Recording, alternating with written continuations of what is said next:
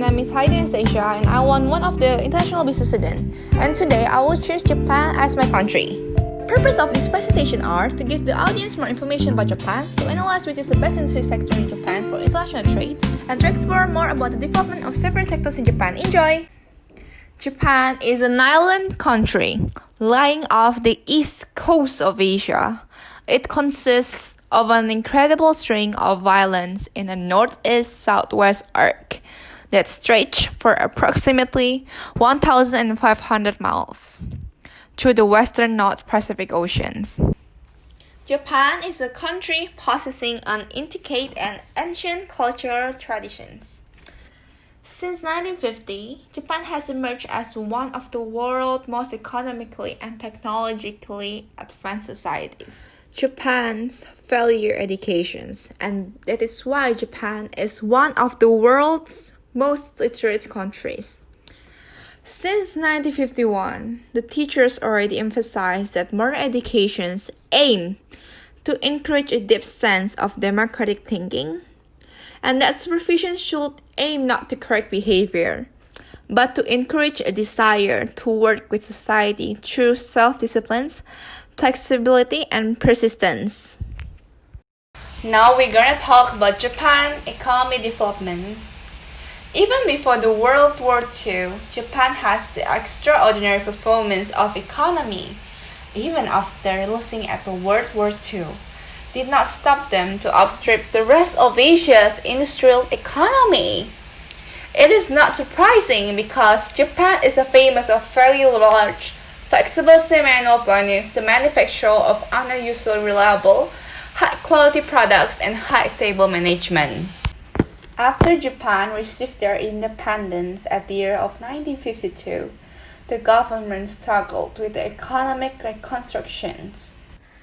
From the two graph, we can see that the Japan economic improvement is really growing.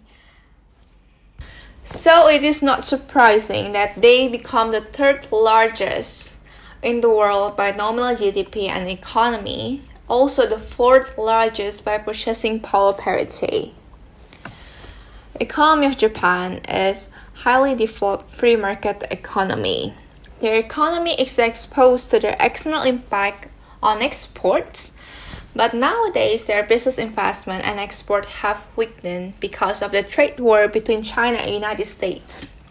And also due to the COVID-19, their GDP growth is expected to fall minus 5.2% in 2020 and possibility to pick up to 30% in 2021.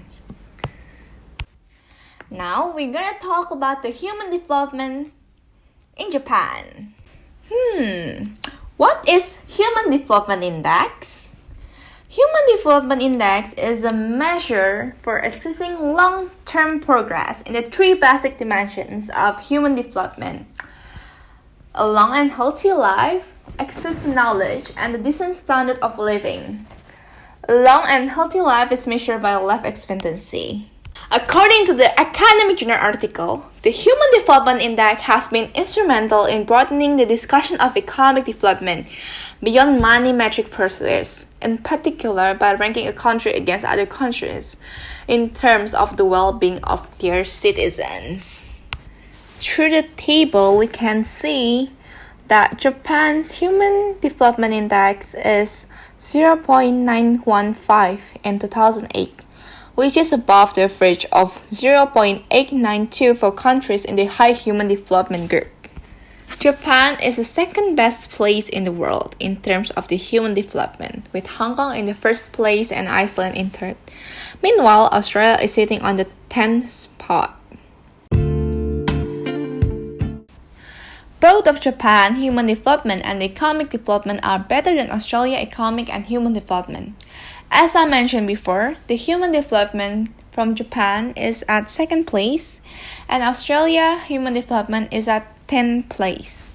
While the economic, you can see from the below that I gave you. I think the economic development has a bigger significance to Australian firms to consider establish a presence in Japan. First, they have a good, healthy, and secure relationship towards each other. Australia has become the largest merchandise export market for crucial commodities such as coal, beef, aluminium to Japan, and vice versa. Australian government, or you can say Austrade, giving Australian companies help to how to do practical advice, market intelligence, financial assistance, and ongoing support to Australian companies seeking to grow their business in Japan. And they also help to promote Australian education sector and foreign direct investment into Australia and Japan also. So we're moving on to the international trade theory. According to Academy Journal article, trade theory is supposed to provide insights into mechanism of international trade and determinants of trade patterns and interactions of trade and economic growth. So today we're going to see Japan international trade. The more specialized a nation becomes, the more likely it is to run a trade deficit with the nations that supply the inputs. In Japan's case, there is oil and raw materials. And to run trade surpluses with countries that buy the final products. These patterns hold particularly well for Japan. Japan did not have many raw materials that they need, for such as oil, coal, iron ore, copper, aluminum, wood. So they have to import those goods from the other country.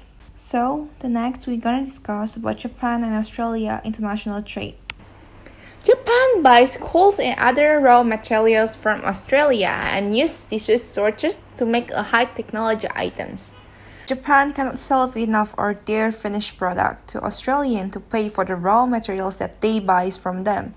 So they run a trade deficit with Australia, which they pays for by running trade surpluses with other nations. For example, France. Japan top 10 export. In 2009, they shipped almost $705.7 billion worth of goods. The automotive industry in Japan is one of the most prominent and largest industries in the world. Japan has been in the top 3 of the countries with most cars manufactured since the 1960s.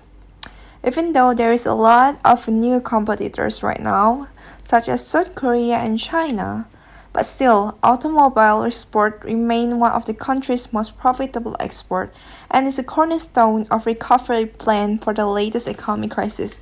And this is the brand from Japan that you guys are aware, like Toyota, Honda, and others. The industrial machinery, or we can say electronic goods market is growing. To compare in 2000 to 2014, the global production value of machines are doubled from under $40 billion to over $70 billion. And now Japan machinery is prevalent in the world and the largest market. The comparative advantage theory is an economy's ability to produce a particular good or service at a lower opportunity cost than its trading partners. A comparative advantage gives a company the ability to sell goods and services at a lower price than its competitor and realize stronger sales margin.